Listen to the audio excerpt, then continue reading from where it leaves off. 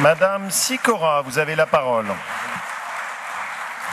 Monsieur le Président, Madame la Vice-présidente, chers collègues, en effet, le 23 novembre 2015, l'ancienne région Auvergne avait approuvé la création du parc naturel régional des Sources et Gorges de l'Allier.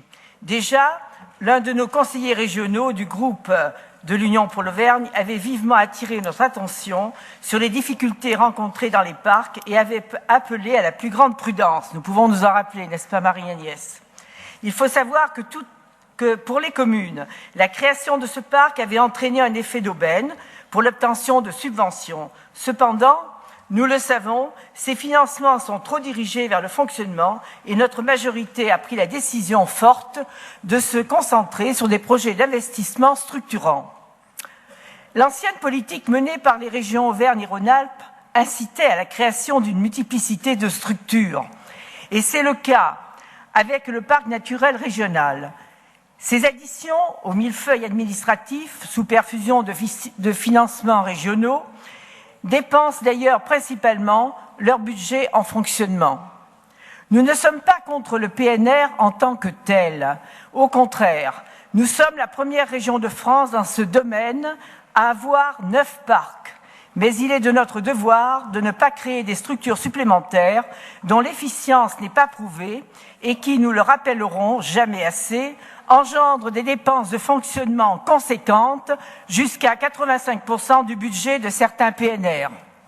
Monsieur le Président, votre proposition de mise en place d'un contrat de territoire sera un outil efficace et souple au service de tous. Quelquefois, il faut changer et pas toujours faire des PNR, il faut falloir avancer et pourquoi pas un contrat de territoire. D'ailleurs, vous avez obtenu en Haute-Loire 58% des suffrages, signe d'une adhésion forte à votre programme qui précisait bien votre priorité donnée à l'investissement sur le fonctionnement.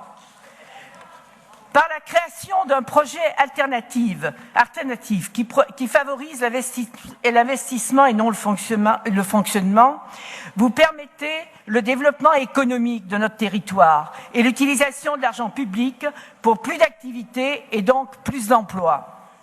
Aujourd'hui, nous sommes interrogés à nouveau sur ce projet de PNR.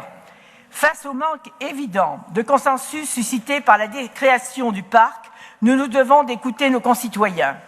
Aujourd'hui, plus de la moitié des communes de Haute-Loire ne souhaitent pas ce parc, celles qui avaient voté contre au départ et celles qui ne l'approuvent désormais plus.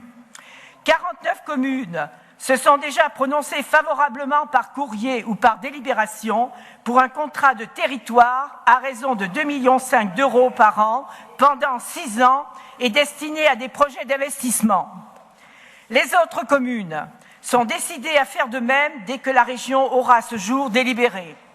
La Chambre des métiers et de l'artisanat, la Chambre d'agriculture et la Chambre de commerce et d'industrie de Haute-Loire regrettent leur faible niveau de représentation dans les instances du parc. Ces chambres consulaires ont d'ailleurs rendu un avis très réservé sur le PNR au mois de mars dernier. Les communes qui ne soutiennent plus la création du PNR sont parfois prêtes à en sortir, au risque de diviser son territoire, notamment au nord. Leurs critiques sont d'ailleurs justifiées. La création d'une telle structure doit être réalisée dans un esprit de consensus, notamment dans les chambres consulaires. Force est de reconnaître ici que ce projet partisan n'a pas joui de ses qualités fondamentales. Le périmètre a été défini sans cohérence territoriale et coupe en deux l'ouest de la Haute-Loire. L'aspect économique a été omis au risque de condamner l'avenir du territoire. Les objectifs de la création de PNR ne doivent pas être partisans, mais créer un territoire homogène et protéger une identité. Ce projet a déjà coûté 2 millions d'euros aux contribuables, des dépenses uniquement consacrées à la réalisation d'études administratives.